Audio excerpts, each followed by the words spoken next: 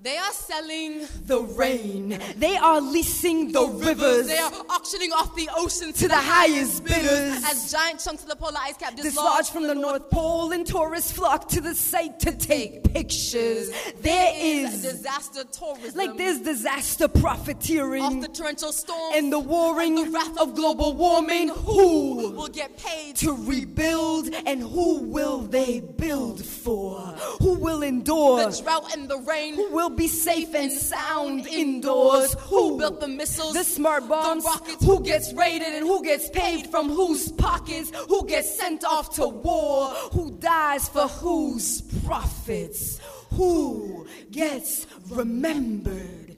Who's been forgotten? Congressman Richard Baker said, "We finally cleaned up public housing in New Orleans. We couldn't do it, but God did. Rid the city of the poor. Rebuild the city for the rich with contractors from everywhere but New Orleans coming in. Folks in the projects were forced to evacuate even where Katrina didn't hit. Then armed guards blocked the doorways, wouldn't let the residents back in. Demolition scheduled while people live in tents under I-10. And thousands driven out the south are still scattered across the states as New Orleans is looted by profiteers who want to make over its face. Flood the lower ninth to save the wealthier estates as Mississippi renovates with slot machines and condos. So you gotta win the lotto if you plan to keep your place. It's the same. From Gulf to Gulf, the chip stackers turn disaster into profit, reaping billions off the damage that they started in New Orleans, Port-au-Prince, Iraq, paychecks from tax dollars for no bid contracts. So Halliburton can rebuild the pillage that they plotted. Like Blackwater, the same military firm that massacred 17 Iraqis in a bloodbath, then in Katrina's aftermath got paid to raid the streets with fresh memories of Baghdad.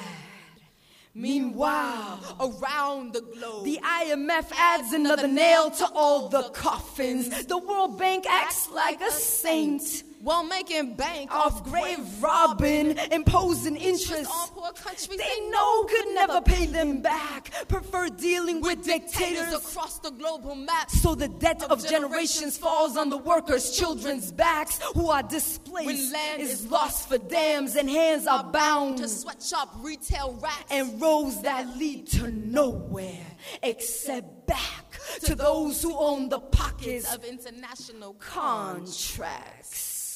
The deck is stacked. Our plan has been hijacked by self-appointed captains who take the source of life for granted.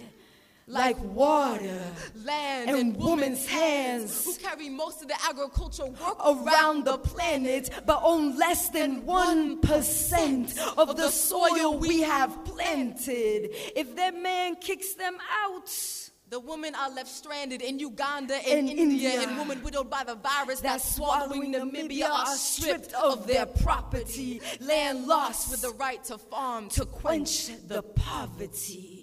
And we are surrounded by multiplying fences, chain link, barbed wire, electric, a people made separate by fear and income gaps, prison walls, highways, razor wire, and train tracks. There's a gate being built around a community who colonized a hilltop that was once a plantation, once a ghetto, once a nation.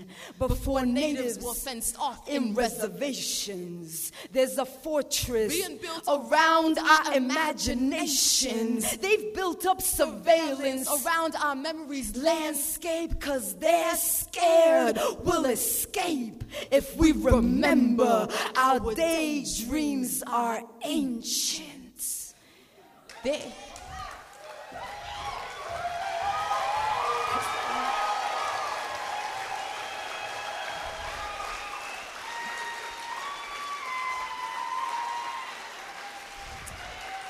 They got Minutemen ready to shoot down migrating thoughts that might lead towards liberation or illegal hallucination of a world that exists beyond the borders that they arm. Our history's been lost to forgetfulness, erased by the frontiers of manifest destiny, as if destiny were man-made or manifested in the hands of colonial planners who build their thrones atop the remains of nations like gravestones. Celebrate Columbus Day with clearance sales to buy up stuff to cover up that which cannot be bought or sold, only stolen, like breath or life or home or an entire people who once believed that land could never be owned.